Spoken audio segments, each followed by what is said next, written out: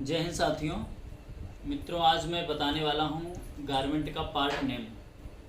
हमारे किसी भाई ने कमेंट किया था और मैसेज भी किया था हमारे पास कि सर गारमेंट का पार्ट नेम बताइए और उसकी एक वीडियो बनाइए कि जैसे गारमेंट होता है उसका क्या क्या पार्ट नेम होता है। जैसे ये है तो बाजू कहाँ पे होता है, जिसे स्लीव बोलते हैं, इंग्लिश में लिखे होते हैं।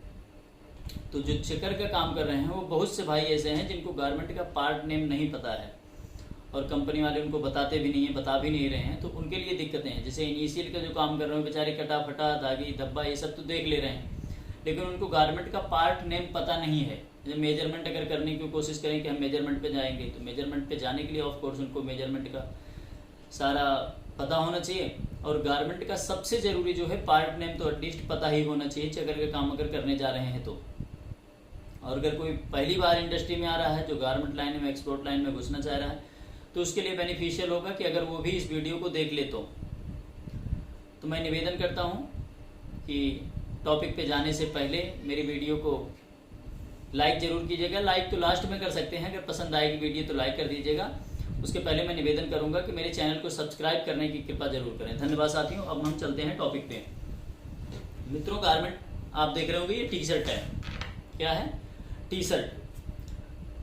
बॉटम की मैं वीडियो आज नहीं बना रहा हूँ। जैसे लोअर हो गया, जैकेट हो गया, काफ़ी सारे पार्ट अलग अलग होते हैं, कुछ पॉकेट अलग होते हैं, कुछ और भी कई सारे पार्ट अलग अलग होते हैं। आज मैं सिंपल से एक टी शर्ट का बॉडी पार्ट नेम बता रहा हूँ, वो आप याद कर लीजिएगा, ध्यान दीजिएगा।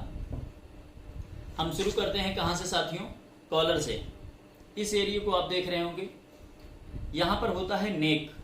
ये फ्रंट नेक एरिया होता है, ये बैक नेक होता है। क्या? ये बैक नेक होता है। यहाँ पर बेसिकली इसको इतने को क्या बोलेंगे? कॉलर ही बोलेंगे। आप ध्यान दीजिएगा, ये नेक एरिया, ठीक है ना। जब भी कोई पूछता है गारमेंट में नेक कहाँ है, तो आप इसी को दिखाएंगे। ध्यान दीजिएगा, क्या है? नेक एरिया है। यहाँ पर जो लगा होता है इसको क्या बोलते हैं? Main label. मेन लेबल यहाँ पर लगा होता है, आप ध्यान दीजिएगा, भूलिएगा नहीं। और मैं रिक्वेस्ट करूँगा कि जितने भी भाई चेकर का काम कर रहे हैं उनके लिए ये वीडियो बहुत ज़रूरी है। बहुत सारे भाई ऐसे हैं जो चेकर का काम कर तो रहे हैं, लेकिन उनको बॉडी पार्ट नेम प्रॉपर तरीके से पता नहीं है। तो ध्यान दीजिएगा, ये हो गया कॉलर। इस पे जो ये लगा है, ये यहाँ पे कई बार बाइंडिंग लगी होती है। और ये होता है, ये है रिब, नेक रिब। क्या है? नेक रिब है। ध्यान दीजिएगा, ये फैब्रिक रिब होता है। एक्चुअली होता है क्या, मतलब इसमें रिब लगा हुआ है। उसके बाद आते हैं हम शोल्डर पे। शोल्डर ये देख रहे होंगे, यहाँ से ये शोल्डर है, ये पॉइंट दोनों जो होता है यहाँ पे, ये शोल्डर होता है। और उसके पहले मैं आपसे रिक्वेस्ट करूँगा कि एक क्लास 6 की, सॉरी फर्स्ट की या सेकंड की कोई भी बुक आप एक बार देख लेंगे, बच्चे जो पढ़ते हैं बॉडी पार्ट नेम, तो आपको याद हो जाएगा कि बाजू कहाँ होती है, स्लीव कहाँ होता है। तो ऑटोमेटिक थोड़ा सा उससे आपको हेल्प मिल जाएगी, बहुत सारी हेल्प मिल जाएगी। अब आप देख रहे होंगे शोल्डर। जब मेजरमेंट करते हैं तो शोल्डर का दो मेजरमेंट होता है। एक तो फुल शोल्डर का मेजरमेंट होता है, एक यहाँ से एक यहाँ से। दूसरा एक हाफ का शोल्डर का मेजरमेंट होता है। तो आज मैं मेजरमेंट के बारे में नहीं बता रहा हूँ, सिर्फ इतना बता रहा हूँ कि बॉडी पार्ट नेम आपको पता हो जाए। बॉडी पार्ट नेम जब आपको पता हो जाएगा तो मेजरमेंट के लिए मैं अलग से वीडियो बनाऊंगा कि कैसे मेजरमेंट करेंगे। मेजरमेंट के पॉइंट हमने बता दिए हैं, लेकिन उसमें मैं बताऊंगा कि मेजरमेंट कैसे किया जाएगा। लंबाई कहाँ नापी जाएगी, चौड़ाई कहाँ नापी जाएगी, बॉटम, चेस्ट, शोल्डर, स्लीव कहाँ नापी जाएगी, कैसे मेजरमेंट किया जाएगा उसका।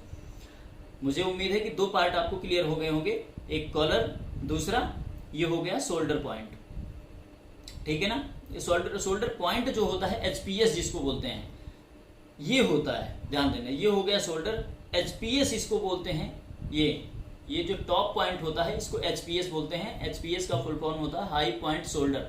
और मैं रिक्वेस्ट करूंगा, मैं जितनी भी वीडियो डाल रहा हूँ गारमेंट से रिलेटेड, एक्सपोर्ट में काम करने वाले सभी भाई वीडियो को जरूर देखें। उनके लिए कहीं न कहीं हर एक वीडियो में कुछ ना कुछ पॉइंट ऐसे होगा कि जो उनको फायदेमंद होगा उनके लिए। दो पॉइंट आपको क्लियर हो गया। ये हो गया शोल्डर, ये हो गया नेक, ये हो गया शोल्डर पॉइंट, एचपीएस जिसको बोलते हैं, हाई पॉइंट शोल्डर, ठीक है ना साथियों। अब हम आते हैं आर्म होल पे। आर्म, ये जो पार्ट होता है, ये इसको बोलते हैं आर्म होल। जैसे अब गारमेंट आपकी तरफ मैं घुमा देता हूँ, ये देखिए, ये है, ये होता है आर्म होल। ये जो घुमा हुआ है आर्म होल इसको बोलते हैं। क्या है? ये आर्म होल होता है, आर्म होल, भूलना मत, आर्म होल बोलते हैं इसे। क्या? Arm hole. वीडियो को आप जब देखिएगा तो एक कॉपी कलम लेके कॉपी में नोट करते जाइएगा। और मैं एक प्रिंट आउट भी अभी निकाल के, आज तो नहीं बता रहा हूँ, बट मैं एक प्रिंट आउट निकाल के प्रॉपर तरीके से, या फिर यहाँ पे इसकी पिक्चर में बना के अच्छे से एक्सप्लेन करने की कोशिश करूंगा अगली वीडियो में। आज इसको देखिएगा, इसको रिपीट कीजिएगा 2-4 बार। कोई कंफ्यूजन होगी तो कमेंट कीजिएगा, इससे भी अच्छे तरीके से मैं एक्सप्लेन करने की कोशिश करूंगा। आज मैं नॉर्मली बता रहा हूं, एक बार याद करिएगा। ये हो गया क्या? आर्म होल हो गया।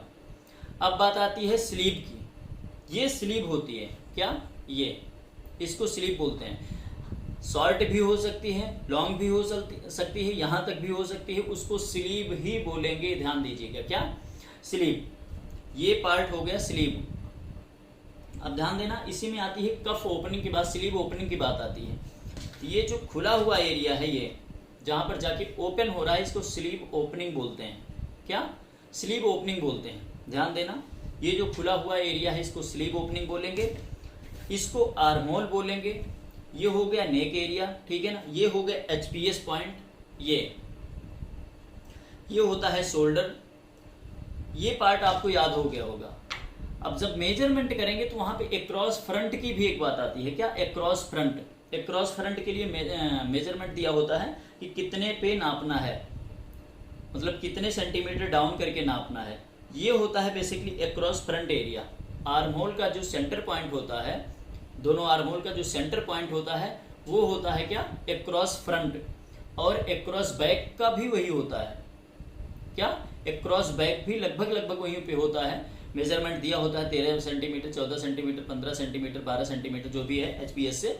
लेकिन आप ये ध्यान दीजिएगा कि वहीं पे होता है, सॉरी यहाँ से दिया होता है। तो ये मुझे उम्मीद है कि क्लियर हो गया होगा। 2-3 पॉइंट आपको, ये 4 पॉइंट क्लियर हो गए होंगे।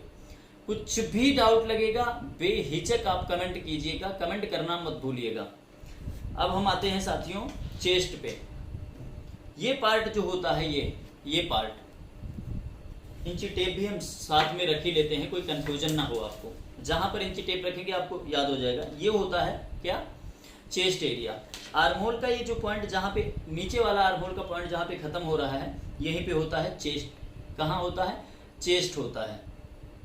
अब सेंटर पे आपको ये यहाँ पे आ जाता है क्या? वेस्ट आ जाती है सेंटर पे। मतलब अब इसका भी मैं आपको बता रहा हूँ कि यहाँ पर इसका मेजरमेंट दिया होता है कि अगर किसी गारमेंट में आपको वेस्ट नापनी है, वेस्ट का मेजरमेंट करना है, तो इसका मेजरमेंट दिया होता है एचपीएस पॉइंट से, हाई पॉइंट शोल्डर से कितने सेंटीमीटर नीचे ये वेस्ट नापनी है आपको। ध्यान दीजिएगा, कितने सेंटीमीटर नीचे वेस्ट नापना है, यहाँ पे हो जाएगा वेस्ट। ठीक है। अब एक पार्ट आता है क्या? बॉटम। इसको बॉटम बोलते हैं साथियों। ये जहाँ पे ये खुला हुआ है, अच्छे से समझाने की मैं कोशिश कर रहा हूँ और समझ में आ जाएगा, कोई बहुत बड़ी बात नहीं है। जिसको लगता है कि गारमेंट का मुझे पार्ट नेम याद नहीं होता, मैं क्यों नहीं बन पा रहा हूँ, सॉरी मैं चेकर नहीं बन पा रहा हूँ, मैं मेजरमेंट पे नहीं जा पा रहा हूँ, अब आसान हो गया है। अब मत बोलिएगा कि मुझे कोई सिखाने वाला नहीं मिला, कोई सिखा नहीं रहा है इसलिए आगे नहीं बढ़ पा रहा हूँ मैं। ध्यान दीजिएगा, ये हो गया आपका बॉटम। एक बॉटम फोल्ड होता है। ये जो बॉटम के नीचे ये जो इतना फोल्ड होता है, ये देख रहे हैं इतनी दूर में फोल्ड होता है, इसको बॉटम फोल्ड बोलते हैं। क्या? Bottom fold. ठीक है, भूलिएगा नहीं, बॉटम फोल्ड। ठीक है। अब दूसरा साथियों, एक आता है इन सीम होता है, एक आउट सीम होता है। इन सीम और आउट सीम क्या है? जब आप टी शर्ट पहनते हैं या शर्ट पहनते हैं, कुछ भी पहनते हैं, तो ये जो नीचे वाली सिलाई होती है बाजू के, ये देख रहे होंगे आप, बाजू के जो नीचे वाली सिलाई होती है, जैसे ये शर्ट में पहना हूं तो शर्ट में जो नीचे सिलाई लगी है इसको इनसीम बोलेंगे। क्या बोलते हैं? इनसीम। भूलिएगा नहीं, अच्छे से देखिएगा, कोई कंफ्यूजन मत रखिएगा, डाउट वाला काम मत करिएगा। ये है क्या? इनसीम। ये जो इतनी सिलाई दिख रही है इतनी दूर की ना, इतनी, इसको बोलेंगे इनसीम। क्योंकि अंदर में आ जा रहा है ना, इसलिए इसको इन मीन्स अंदर होता है, यही मान लो, इन सीम, इसलिए इसको इन सीम बोलेंगे। अब आउट सीम, ये जो साइड की सीम लगी हुई है ये, इसको बोलेंगे साइड सीम। क्या? Side seam. बैलेंसिंग करते हैं तो साइड अनबैलेंस आ रहा है, कई बार बोला जाता है कि अनबैलेंस साइड सीम मिली है, तो यही होता है साइड। ये देख रहे होंगे आप, ये इसको बोलेंगे साइड सीम, ठीक है ना। मुझे उम्मीद है कि कुछ भी डाउट नहीं होगा, सब कुछ अच्छे से देखिएगा। कुछ भी कंफ्यूजन लगेगी तो आप बेहिचक पूछिएगा, कमेंट कीजिएगा, और मेरी वीडियो को शेयर करना मत भूलिएगा, ताकि और भी भाई इस वीडियो को देख के कुछ सीख सकें, समझ सकें। मैं एकदम सिंपल से टी शर्ट को आज बताने की कोशिश कर रहा हूँ, सिंपल से टी शर्ट के बारे में बताने की कोशिश कर रहा हूँ, सो दैट आपको ज़्यादा कुछ टेंशन लेने की ज़रूरत ना हो। नहीं तो इकट्ठे बहुत हैवी कई पार्ट वाले गारमेंट दिखा दूंगा, उसकी वीडियो बना देता तो आपको थोड़ी सी कन्फ्यूजन होने लगती, इसलिए इसको मैं दिखा रहा हूँ, इसमें कोई भी कन्फ्यूजन नहीं। अच्छा, दूसरा, अब एक चीज़ मैं और बताना चाहूँगा, ये होता है फ्रंट एरिया। क्या? ये होता है फ्रंट एरिया, जो आगे का पार्ट हो गया जितना, उसको फ्रंट बोलेंगे। अब ये जो आ जाएगा, ये इसको बैक एरिया बोलेंगे, बैक पार्ट, बैक बॉडी। ध्यान दीजिएगा, भूलना मत, ये बैक वो फ्रंट, ये होता है साइड। साइड, इसको साइड बोलेंगे, ये हो गया फ्रंट, उधर हो गया बैक, पीछे की साइड में हो गया बैक। मुझे उम्मीद है कि आपको कोई भी कंफ्यूजन नहीं हो रही होगी। वॉस्केयर की वीडियो बनाना है मुझे, वॉस्केयर के बारे में, उसके सिंबल्स के बारे में, क्या होता है, कैसे होता है, वो भी मैं समझाने की कोशिश करूंगा, बताने की पूरी कोशिश करूंगा। मैं रिक्वेस्ट करूंगा कि यदि मेरी वीडियो पसंद आई हो तो वीडियो को शेयर और लाइक करना मत भूलिएगा, तब मेरे चैनल को सब्सक्राइब भी कीजिएगा, ताकि और भी भाई इस वीडियो को देख सकें और कुछ सीख सकें। मुझे उम्मीद है कि ये सारी बातें आपको स्पष्ट हो गई होंगी।